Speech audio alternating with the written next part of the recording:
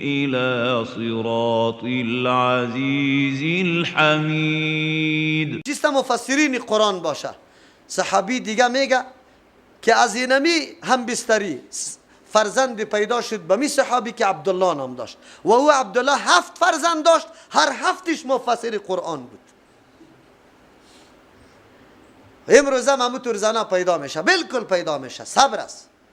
اگر کسی قرآن شنیده باشه، قرآن تاثیر داره، او میدانه که من کیستم و اولادم کیست و برای کیسته.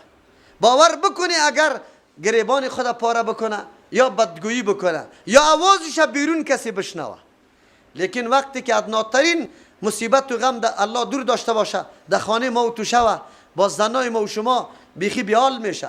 باز نه سطر است، نه آواز سطر است، باز چیغ است، فریاد است، باز زدن است، کندن است، حتی بعضی خود از بام مندازه. چرا؟ آلی تو برای چی آمده در دنیا؟ کی تو را آورده؟ این ملکت از کیسته؟ بیا از ام سلیم درس بگی. اگر ما و شما بگیم امروز تو زنا پیدا نمیشه، بالکل پیدا میشه. نماز جمعه را خواندم، یک جای برای قریه ما در یک روز 30 نفر جوانا شهید شد در دوران حفیظ لعین توسط امی کمونستای وطن، امی ملحدین. 30 نفر جوان بیگناه اینمی طور استاده شدن و زده شدن. ما 30 نفر در یک باغ گور کردیم، 8 نفر مردا بودیم، دیگه زناقت ما بود که قبر کندیم. کس برای جنازه پیدا نمیشد. حالتی وحشتناک تیر شده. این وطن کم مصیبت ها را ندیده. نمیدانستیم در پالوی شهیدا یک سفر جور کرده بودیم که هر سال نو، هر روز اول حمل، نظر به نادانی و جهالتی که داشتیم مراسم میگرفتیم. بیرقا تازه میشد، پیسه از مردم جمع میشد، گوالال میشد و اینم اینجا روز اولی چی را؟ حمل جشن میگرفتیم، مثل جنده بالای سخی واره. در هر جای که زیارت است در روز اولی حمل در افغانستان جشن برش گرفته میشه. اصلا این عقیده و این مفکوره و این دین و منهج مجوسیا و آتش پرستاست. ما دعوای اسلام داریم، اما در عمل یقین به الله تبارک و تعالی بکنیم. عمل ما، عمل اسلام کمتر پیدا شود، دیگه مکمل معنعنات است و ما را تقویت هم داده میشود از طرف دیگر. من درس نخوانده بودم، در او زمان خرد بودم تقریبا. اینی حالات بود، بیرقا نوشته میشد، خودم بیرقا را نوشته کردم الله برام معافی کنه، کلمات آیات قرآن نوشته میکردم، دوخته میشد، بیرق جور میشد که براتون گفتم در دادیم. خود زمانی که بعد از علم مراجعه کردم، حقیقتا را درک کرده بودم، اونجا را مرکزی برای دخترها و بچه ها، مسجد گنجایش بچه و دختر نداشت که دیش جای شوه. الحمدلله مسجد ما خرد بود، 300 نفر دخترها و بچه ها جمع میشد در می صفحه. بعد از پیشین ما در اینجا برش درس میگفتم. یک خانه که نزدیک همی باغ بود، برنده خانه خیلی بالا بود، یکی از خواهرها اونجا می نشست، درسی که ما میگفتم مکمل میشونید او ترجمه شروع بود. الحمدلله در لاسپیکر ترجمه را میشونید. امو خواهر الحمدلله حیات است، بسیار خواهر دیندار است. نماز جمعه را خواندیم، هر نماز جمعه از جای دور الحمدلله. در او زمان هم مردم می آمد برای ادای جمعه. در مو مسجد خرد ما هم مثل که آلی در کمپانی از مختلف جا الحمدلله مردم می آید. پس در خانه آمدیم، ترتیبی چای داده بودیم که یک چای بخوریم قطع میمانا، که امی دستی یک کسی رسید گفت بیا که دختر فلانی از سیپوش افتاده از بین رفت. من دویدم، به خاطر دویدم که آلی غوغا و سر و صدا خیلی زیاد باشه. شما باور به الله بکنید در حویلی رسیدم سر و صدا نیست. یاران چرا سر و صدا نیست؟ از امی دروازه حویلی که امی داخل شدم، مادرش دادم روی مامت، امی مادر بود که الله برشان ایمان قوی برش نصیب بکنم برای اجر. گفت مولوی صاحب سخنای تا شنیدم در گوشم است، گاهی هم نافرمانی الله را نمیکنم، صبر به الله میکنم. حتی او یه طور عقیده پیدا کرده بود که مطلق گریان نارواست. امی مطلق گریان، حالان که مطلق گریان جایز است، یه از ترحم شفقت قلب میشه. آب دیده ریختاندن من نیست، صدا و فریاد زدن من است، چیخ زدن من است. مطلق گریان من نیست، او مطلق گریان هم نکرده بود. در فکرش که البته می مطلق گریان هم چی هست؟ گناه هست. دیگه زنا را میگفت، گفت دختر از ما وفات کرده، 12 ساله دختر بود، جای به جای شده بود. گفت شما گریان نکنه، دختر از ما است. نگویی که امروز امو قسم زنا جور نمیشه.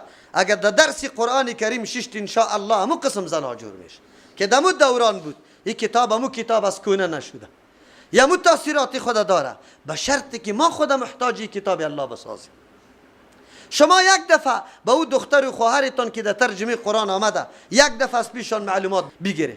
شما قصداً امتحاناً بگو امروز باید چادر نپوشی، امی طور برو در بیرون بازار، که میره یا نمیره. الحمدلله خواهرایی که در ترجمه قرآن شرکت کرده درس خونده، در روز توی خود فقط شرط اولیش است که من در آرایشگاه نمیرم. شرط اولیش است که در توی ما ساز و سرود نباشه. چرا؟ امی کتاب والی همون تاثیرات داره، امی قرآن است. من یقین دارم که طور خواهرها را کسی چادرش بگیره، جانش بگی خود چادرش نگی که چطور یا محکم هستن. اما برخلاف چطور جایی بسیار افسوس نباشه، برخلاف علیه من نعوذ بالله نعوذ بالله. اینطور تبلیغات هم شده که مولیسی متوکل به دخترها درس میده، یک دختر یک پولی خود میشونه، دیگر را دیگه گاهی دست در ایرانی دختر میزنه، گاهی در ایرانی دختر میزنه. ببینه دل آدم چطور نکفه. این علما در روز قیامت به الله چی جواب میگه؟ و این تبلیغات از طرف عالم میشه. شما دوستایم هستی، برای شما هم گفته شده همین تبلیغات. خب ما 6 سال میشه همینجا درس میگیم الحمدلله. 6 سال که ما چی درس میگیم؟ کدام چیزا به مردم میگیم؟ به خواهرها میگیم. ما چرا ترجیح دادیم درس خواهرها را؟ ما میگیم خواهرها مادرای خانه است. هر خانه مادر مدرسه است برش، اولاد شاگردایش است، مادر استاد است. ما میخوایم 10 سال بعد در کابل ادناترین مزخرفات را مشاهده نکنی، نبینی. کل موحدین باشه، کل محبین قرآن و حدیث باشه، اینجا دین حاکمیت پیدا بکنه. اما امید دشمنای دین که خود هم دین پنهان کردن، کتمان کردن، مردم در درویی قرار دادن، باز ما را تبلیغات میکنه. امروز جای نداریم. این خواهرای نازدانه ما که از خانه های خود میایه، من نمیگم که خواهرای نعوذ بالله اج ناز نداره، خب خانه نداره، سری فرشای خوب نمیشینه، خب میدانم که قابل قدر هستن. از همون خاطر ما سالین و اوتل برش جور کردیم. خالی با تاسف که الله نمیخواه کسی را که این غنیمت این فضیلت بگیره. من که شما را میگم ای افغانی ها، نگویی که بس اسلام در افغانستان است. یقین به الله بکنه. برای 3 روز اوتل برای ما داده شد. خواهرها در اونجا همشیره توست، دختری توست، مادری توست، عزتمند در اونجا با آبرو قرآن میشونید در این سالون. تو بعد افتخار میکردی، در عمرت امی برکت برد حاصل نبود، لیکن انواعی بهانه جویی کردی، مانع شدی به که اینجا خواهرها درس نخوانه، بان که در صحن اولی بشینه. تو غیرت داری مومن؟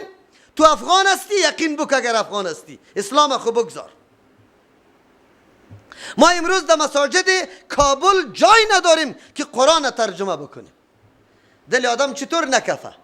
آیا دل ما را میخواه که خواهر ما مادری امون نازدانه ما بیاد در صحن اولی در اونجا بشینه؟ چرا برای از جای عزتمند نباشه؟ ارکندیشن باشه، پکه باشه، قالینو باشه، سرش بشینه قرآن بشنوه.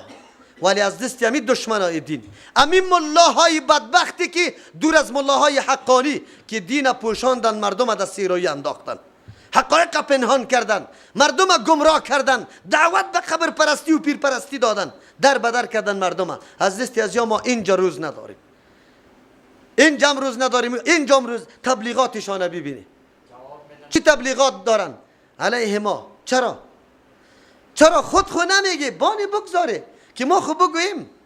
ما خود 1-2 خواهر ما که سالا نماز خدا یاد نداشت، الحمدلله. آلی خواهرای ما 2 خواهر ما فعلا ترجمه قرآن داره. انشالله امید دارم که سالای آینده 10 خواهر ما ترجمه قرآن داشته باشه.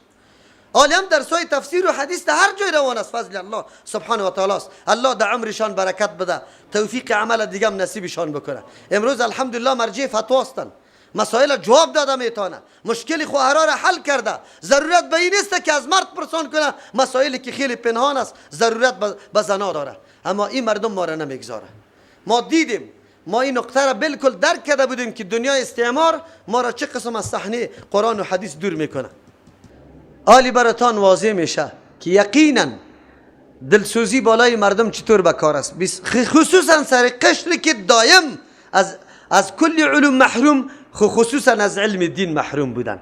حالی خوب است در کابل در کورسا دخترای خود نه صبح نمیگه که تاریکیست، نمیگه که روشنیست، نمیگه که اونجا مرداست، نمیگه که زناست. بس الا دخترم انگلیسی را یاد بگیره که فلان دفتر ترجمان مقرر شوی، در فلان دفتر کامپیوتر کار مقرر شوی. خو از علم دین قرآن و حدیث محروم بودن، کسی هم برش نگفته بود. اما خواهر ما عالی میدانه که ما چقدر حقیقت ها را درک کردیم از زندگی خود، چقدر ایمان شناختیم، چقدر قرآن کدام کتاب است، چقدر او محبت با قرآن داره. خب با تاسف امروز مردمای پیدا میشه، امی مولا صاحب استاد میشه میگه دختری تروان نکوده اونجا، بچه تروان نکوده اونجا، گمراه میشه نعوذ بالله. خب شما بگوی که این علما تمی جنت داره؟ این علما میگه که ما رهبرای دین هستیم یعنی که دزدای دین هستیم، قطاع طریق دین هستیم؟ این کدام مردم است؟ خب بشناسیده قرآن امور میگه. ما میگیم خواهرای ما صبا اگر دشمن تعرض میکنه اولاد خود عرضه کنه، اولاد خود بگه که بچیم شب خواب دینجا حرام است تا که تو پیرداری از ناموست نکنی، تا که تو پیرداری از دینت نکنی. و طور خواهرها را ما تربیه میکنیم.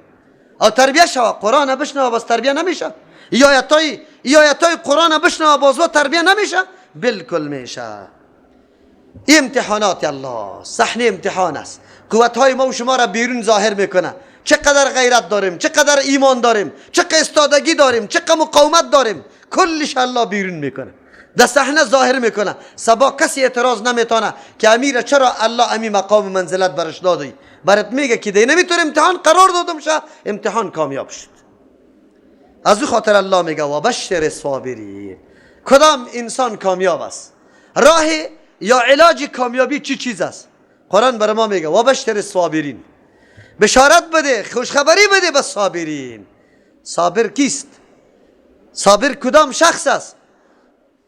کسی که استقامت داره، کسی که کنترل میکنه خواهشات خدا، کسی که همه امور در کنترل خود میاره. دل ما تقاضا میکنه تا بگاره چرا تشنه بشینم، گشنه بشینم، بخو کی خبر داره؟ انوز در خانه امر میکنم کلی خانواده را بزنی، روزه را کی کشیده؟ نعوذ بالله. افراد پیدا میشه، خانواده های پیدا میشه که روزه را هم نمیشناسه. لیکن الله میگه خوشخبری به صابرین بده. صابرین کدام مردم است که زندگی خدا مکمل در صبر و استقامت تیر کرده، در هر میدان از صبر و استقامت کار گرفته. ما خوب میدانم، درک میکنم در این گرمی یک خواهری ما که حجاب میکنه پوزش بند است، رویش بند است، ما میدانم، احساس میکنم که چقدر تحمل گرمی و سختی را میکنه نمیکنه. خو لیکن الله پاداشم برش میده. الله برش میگه که ای بنده ما تو چرا اینطور بودی؟ کابل خود دیگه دخترها را خنده مزاق ساجق میجوید، حتی دندانای خودم یک دفعه بیرون میکرد به مردم، خنده و مزاق میکرد. آیا تو مثل ازو نمیتونستی؟ یک دختر او بود، یک دختر تو بودی. خو لیکن دختری است که میگه یا الله بنده توستم و من مطابق فرمان تو زندگی میکنم. امی قسم مرده چی میگه؟ والا ما مولی صاحب همیشه پیشین خوانده نمیتونیم. چرا؟ اجازه نمیده در دفتر که پیشین خوانده نتونی در او دفتر کار میکنی؟ در او دفتر میری رزق تا پیدا میکنی. تو به الله عقیده نداری؟ اگر رزق برات نوشته نکده، مرگ خو برات نوشته کده، بان که تو وفات کنی. خب پیش الله بگوی که یا الله به خاطری وفات کردم که گشنه بودم. گشنه چرا بودم؟ در اون جمعه رفتم فریضه تو از پیشم باقی میمان، فریضه تو را ادا کرده نمیتونستم، از او خاطر او جره ترک کردم. امیطور جواب خوب گفته بتانی. الله غیرتی ذات است. ما چرا در دین الله غیرت نکنیم؟ امروز خود زمینه را برای همه گپا جور کردیم، از صبر کار نمیگیریم. و بشر الصابرین. انسان اولین رازی کامیابیش استقامت و صبر است. کدام مردم است؟ انگیزه صبر چی چیز برای آدم صبر میده؟ الذین اذا اصابتهم، مردمای از صابرین وقتی که میرسه برشان مصیبت، تکلیف، حادثه، غم، هر چیزی که برشان میرسه، قالو میگوین ایتو را عقیده پخته و ایمانی پخته داره سری دو چیز، یکی انا لله، خود مملوک الله شمرده، الله را مالک میدانه، مالک در مملوک خود هر نوع تصرف میتونه. دهقان در زمین خود هر نوع چیز میکاره، گاهی خشک میمانه، گاهی دیش چیسته پیاز میکاره، گاهی دیش گل میکاره، اختیارش است. کسی که عقیده را داره که من خود مملوک الله هستم، الله که هر نوع تصرف در وجودم میکنه، در مالم میکنه، در اولادم میکنه، در زندگیم میکنه، من به این فیصله الله راضی هستم. اینطور عقیده پیدا کردن بکار است. صبر وقت میشه. یکی دوم، اگر این قدر تکلیف ها و ظلم ها را نعوذ بالله مصیبت ها را آدم برداشت بکنه، ولی چی فایدهش است؟ و انا الیه راجعون، ما خاص به سوی الله تبارک و تعالی باز چی گشتنی استیم. الله بر ما حتما عوض و بدل میده، همونطور نمیمانه. چرا که الله و من یعمل مثقال ذره خیر یره و من یعمل مثقال ذره شر یره، هیچ چیز باقی نمیمانه. تکیه‌گاه برام پیدا شد، حالی ناامید و مایوس نیستم. سختی خود سرم آمده، خب من مملوک الله هستم، به قضایش راضی هستم، فیصلهش میپذیرم. اوی فیصله پذیرفتم، چی نتیجه برام داره؟ به الله خود باز میگردم، الله پاداش برام میده. کسی که در زندگی خود این عقیده را خوب قوت بخشید، ایرا نمو داد، یقینا این آدم کامیاب است. الله چی میگه؟ اولئک علیهم صلوات من ربهم، این مردما که موصوف به این صفت است، در وقت مصیبت و تکلیف خدا به قضای الله تسلیم کرد و امید داره که الله پاداش عظیم برش میده. اینطور مردما علیهم بالایشان صلوات من ربهم، برشان تشریف است، کرامت است، مقام و منزلت است. من ربهم، از جانب پروردگارشان. در دنیا این مقام از دست داد، پایمال کرد، مقام خواهش پرستی را از دست داده، اونجا الله مقام علیحده میده، اونجا منزلت و مرتبه علیحده میده. و رحمتون، این مردم ها بالایشان رحمت است، یعنی مصیبت ها را الله دور میکنه، حاجت هایش مکمل میکنه، الله مورد رحمت خودی را قرار میده. این دیگه هم پخته میشه، تکلیف هر چی که زیاد میشه، این بازم استقامت اختیار میکنه. یک آدمی که تو عقیده داره و به هر فیصله الله راضی است، استقامت اختیار میکنه. الله چی میگه؟ و اولئک هم المهتدون، راهیاب اینمی مردم است که حوادث روزگار یار از مسیر حق منحرف نتانست، که هر قدر حوادث سرش آمد او امورای خود مستقیم خود چی کرده؟ تعقیب کرده. یقینا یا راهیاب هستند، راه درست یا پیدا کرده. که اگر آدم خود به الله بسپاره، هر چیز از کجا بدانه؟ از الله. مبدا از کجا آمدیم؟ باز طرف کی روان هستیم. الله ما را پیدا کرده و باز طرف کی میریم؟ الله رفته نیستیم. این زندگی ما زندگی چی است؟ موقت، آزمایشی، مورد امتحان الله تبارک و تعالی. یا تا برای ما چی درس داد؟ که هر نوع حادثه غم انگیز باشه، ما باید چی بگویم؟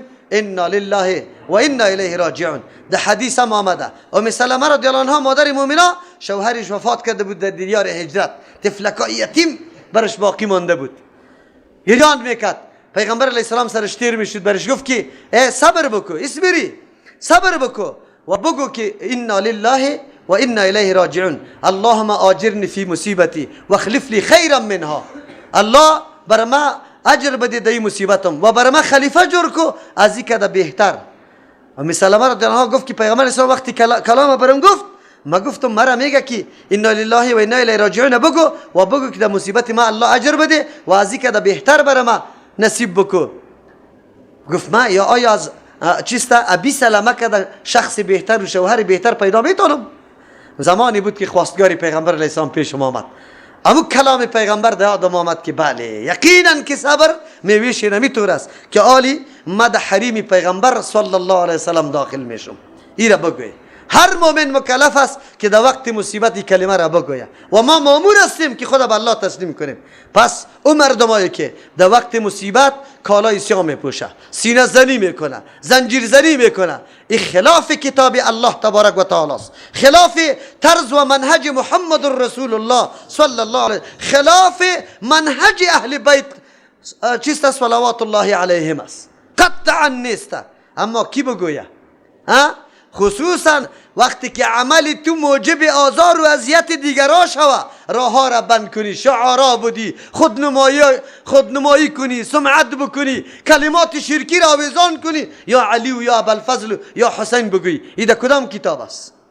در بو کتاب اهل تشیع اگر پیدا کردن که بله همی کار جایز است، من میگم بهتر است. خود دین چی را میگم؟ امروز دین رنگ سیاست در خود گرفته. خدا نمایان کو، خدا در مردم نشان بده ما اینی قوت و قدرت داریم.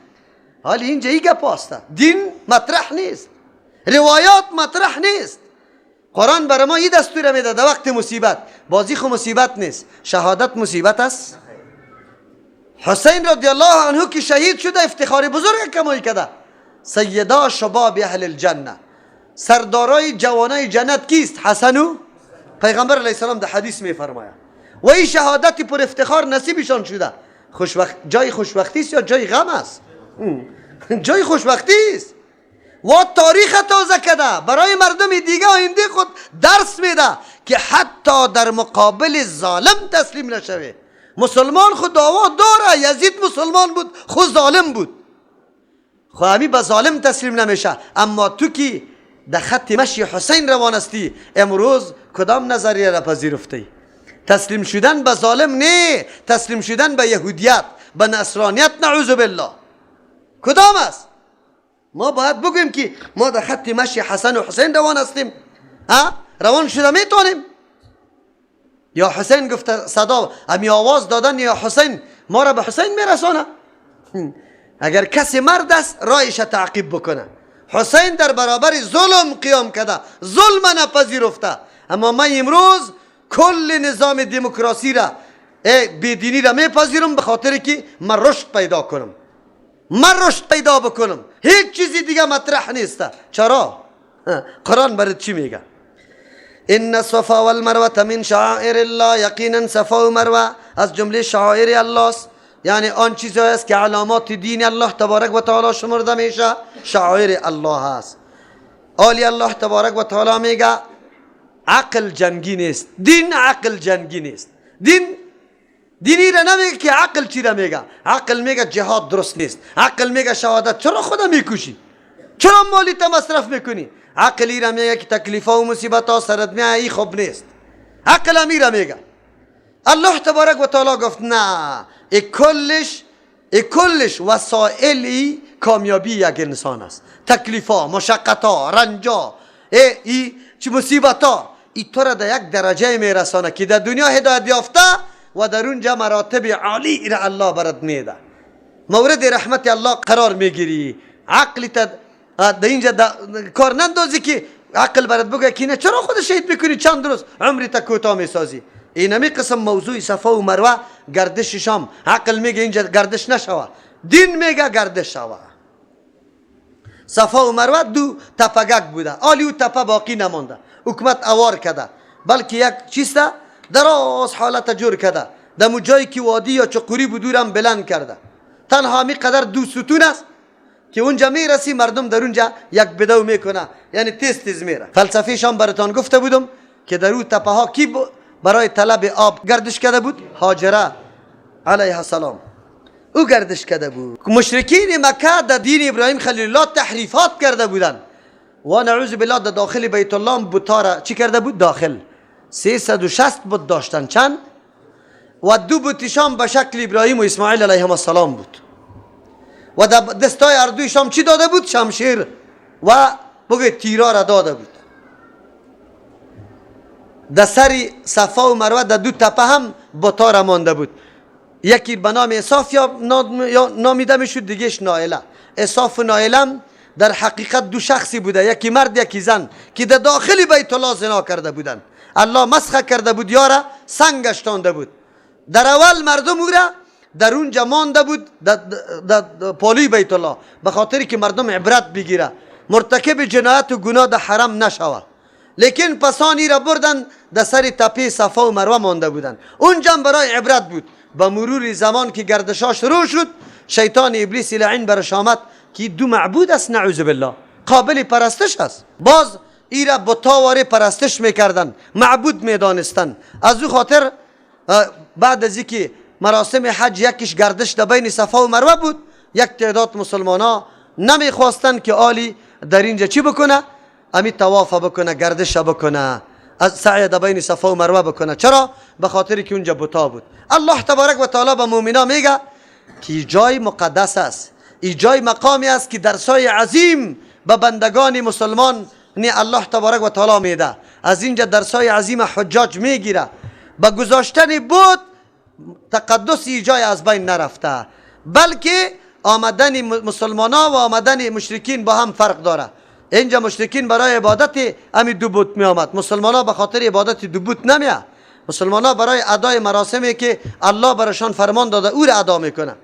هدف از وا نعوذ بالله اینجا ملوث ساختن و حاجت روایی بود که طلب حاجت بکنه. مسلمان ها این کار نمیکنه. در بین نیت، در بین اراده، در بین عمل فرق است بین مسلمان ها و کافر. از همون خاطر اینجا هیچ نوع مشکل برای از یا نیست که یا گردش بکنه. از خاطر الله حکم روان کرد که بله صفا و مروه هم از جمله شعائر الله است. درسی که درس دی